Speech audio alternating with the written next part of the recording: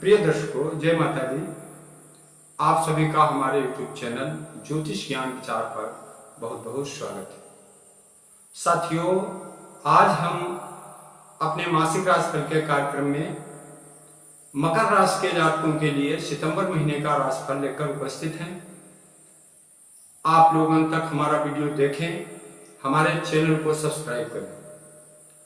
हम देखेंगे कि आने वाला सितंबर का महीना मकर राशि के जातकों के लिए कैसा रहने वाला है। तो साथियों, सबसे पहले ग्रहों की गोचर स्थिति पर दृष्टि डालते हैं। सितंबर में केवल सूर्यदेव का राशि परिवर्तन हो रहा है, जो 17 सितंबर को अपनी सिंह राशि से कन्या राशि में प्रवेश करेंगे और बुध देव सिंह राशि पर पूरे महीने रहेंगे। मंगल देव कन्या राशि में विचरण करेंगे। देव गुरु बृहस्पति राहु के साथ मेष राशि पर गोचर करेंगे। शुक्र देव का गोचर पूरे महीने कर्क राशि पर होगा और मकर राशि की कुंडली में वे सप्तम भाव में विराजमान रहेंगे। शनि देव का गोचर अपनी ही राशि कुंभ पर होगा और केतु का गोचर तुला राशि पर होगा। अब साथियों, साथ ही ये बता दें कि सितंबर में शनि भी वक्री होंगे। देव गुरु बृहस्पति भी 3 सितंबर को वक्री हो जाएंगे और इस प्रकार राहु और केतु तो वक्री रहते ही हैं। इस प्रकार कई ग्रह वक्री रहेंगे और वो अपना शुभ प्रभाव देंगे। सबसे पहले हम स्वास्थ्य की बात करते हैं। मित्रों, मकर लग्न मकर राशि की कुंडली में लग्न के स्वामी शनिदेव होते हैं। शनिदेव अपनी ही राशि पर विराजमान है, द्वितीय भाव में, और बकरी हैं। तो बकरी हैं तो प्रथम भाव यानी लग्न का फल आपको प्रदान कर रहे हैं। यह स्थिति आपके स्वास्थ्य के लिए अच्छी दिखाई दे रही है।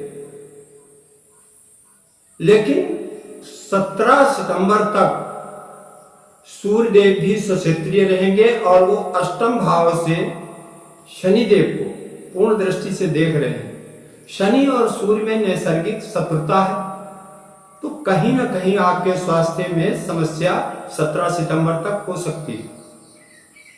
और चूंकि सूर्यदेव की दृष्टि है और वो अष्टम भाव में है, तो शारीरिक कष्ट की जगह मानसिक कष्ट ज्यादा अनुभव हो सकता है आपको और आप मानसिक पीड़ा जो है उससे परेशान हो सकते हैं। बाकी स्वास्थ्य ठीक रहेगा। द्वितीय भाव चूंकि धन भाव होता है, कुटुंब का होता है और द्वितीय शनि वहां विराजमान है, तो ये परिवार के लिए बहुत अच्छी स्थिति है। परिवार में सहयोग की भावना रहेगी और परिवार संगठित रहेगा, ऐसा दिख रहा है। लेकिन शनिदेव बकरी है, बता चुके हैं, और अष्ट में सूर्य की दृष्टि पड़ रही है। तो परिवार में 17 सितंबर तक पारिवारिक स्थितियां भी अनुकूल दिखाई नहीं दे रही हैं। हालांकि 17 सितंबर के बाद जब सूर्यदेव भाग्य स्थान में पहुंच जाएंगे, तब आपकी पारिवारिक स्थितियां बहुत सुंदर हो जाएंगी। परिवार के सदस्यों में अगर कोई मन उठाव है वो दूर हो जाएगा और आपके धन लाभ की स्थितियां बनेगी। तृतीय भाव पराक्रम का होता है और तृतीय भाव के स्वामी देवगुरु बृहस्पति चतुर्थ भाव में विराजमान है, मित्र मंगल की राशि पर। लेकिन देवगुरु बृहस्पति भी बकरी हो जाएंगे सितंबर में, तो बकरी होंगे तो वो तृतीय भाव का ही फल आपको प्रदान करेंगे। तो भाई बहनों का पूर्ण सहयोग मिलेगा और आपके पराक्रम में वृद्धि होगी। आपके लिए ये अच्छा योग दिखाई दे रहा है। देव गुरु बृहस्पति की कृपा आपको प्राप्त होगी और बहुत से बुरे कार्य सितंबर महीने में आपके पूरे होंगे। और चतुर्थ भाव की अगर बात करें सुख स्थान की, साथियों, चतुर्थ भाव माता का होता है, सुख का होता है, मकान प्रॉपर्टी से संबंधित होता है। आपकी कुंडली में चतुर्थ भाव के स्वामी मंगल देव है, जो लाभेश भी है, एकादश भाव के भी स्वामी है और भाग्य स्थान में विराजमान। ये बहुत अच्छा योग आपके लिए सितंबर में बन रहा है। सुखेश और लाभेश होकर मंगल जो है वो नवम भाव में विराजमान है। आपके सुखों में वृद्धि होगी, आपके भूमि भवन वाहन के सुख आपको प्राप्त होंगे और बड़े भाई का पूर्ण सहयोग आपको मिलेगा। ये मंगल देव का शुभ फल आपको प्राप्त हो रहा है सितंबर में।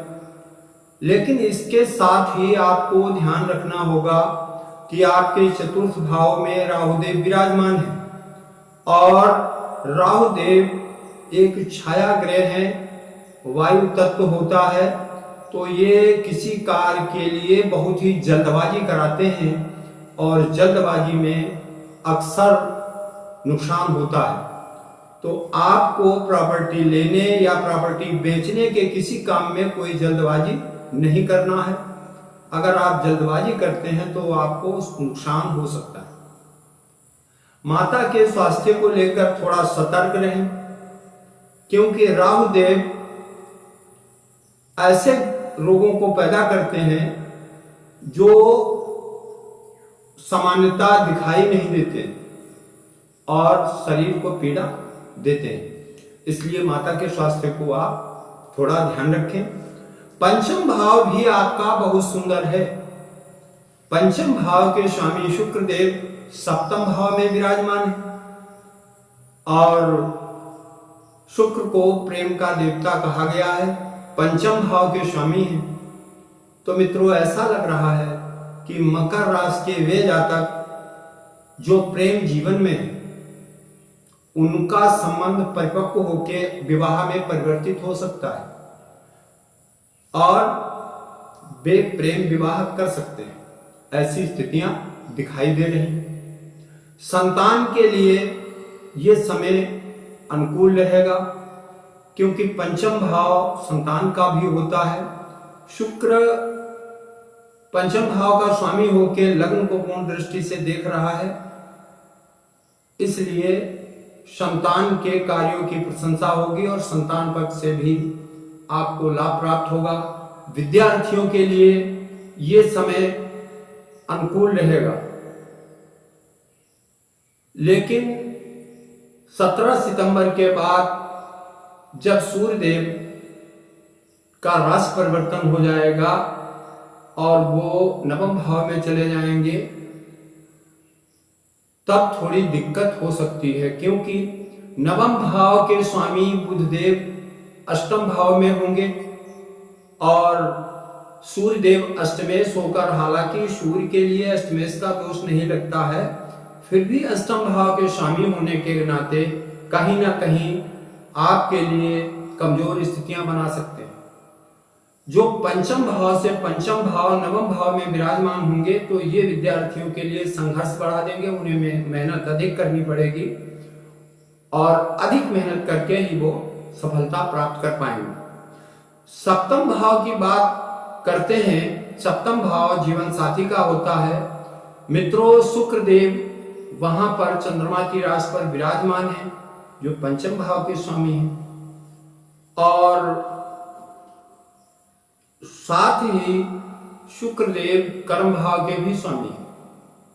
तो मित्रों, सप्तम भाव व्यापार का भी होता है। ऐसा लग रहा है सितंबर के महीने में आपके कारोबार व्यापार में अचानक वृद्धि होगी और आपको विशेष लाभ प्राप्त होगा। आपको ससुराल से भी लाभ मिलने के योग दिखाई दे रहे हैं। आप पति पत्नी के बीच या दाम्पत्य जीवन में प्रेम आपका प्रगाढ़ हो सकता है।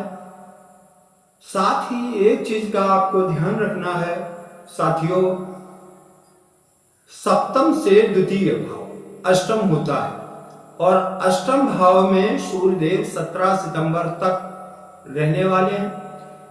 तो मित्रों, 17 सितंबर तक आपका जीवन साथी वाणी में कठोरता दिखा सकता है, कटु वाणी का प्रयोग कर सकता है और आपको ये सब बर्दाश्त करना पड़ेगा, अन्यथा संबंध खराब हो सकते हैं। 17 सितंबर के बाद स्थिति बहुत ही बेहतर दिखाई दे रही है। नवम भाव के स्वामी बुध देव हैं और साथ ही वो षष्ठम भाव के भी स्वामी हैं। तो मित्रों, षष्ठम भाव का स्वामी अगर अष्टम भाव में बैठता है तो ये एक विपरीत राजयोग बनता है। विपरीत राजयोग जैसा नाम है कि विपरीत परिस्थितियों में संघर्ष करना पड़ता है, मेहनत करनी पड़ती है, कष्ट उठाना पड़ता है, लेकिन अंत में राज सुखों को वो जातक प्राप्त करता है। तो षष्ठमेश बुध अष्टम भाव में है तो ये विपरीत राजयोग बन रहा है और साथ ही भाग्य के स्वामी हैं तो अष्टम भाव पीड़ा का होता है। इसका अर्थ है कि भाग्य आपको बहुत ज्यादा सपोर्ट नहीं करेगा। आपको सितंबर के महीने में परिश्रम अधिक करना पड़ेगा और भाग्य की जगह कर्म यानी शुक्र आपका जो है वो कर्मेश है और बलवान स्थिति में है। तो आपको सितंबर में भाग्य से ज्यादा कर्म पर भरोसा रखना चाहिए। अगर आप ऐसा करते हैं तो निश्चित ही आपको लाभ होगा। और दसम भाव के स्वामी शुक्रदेव सप्तम भाव में विराजमान हैं, साथ ही वो लग्न को पूर्ण दृष्टि से देख रहे हैं। देवगुरु बृहस्पति की दृष्टि भी दसम भाव पर पड़ रही है।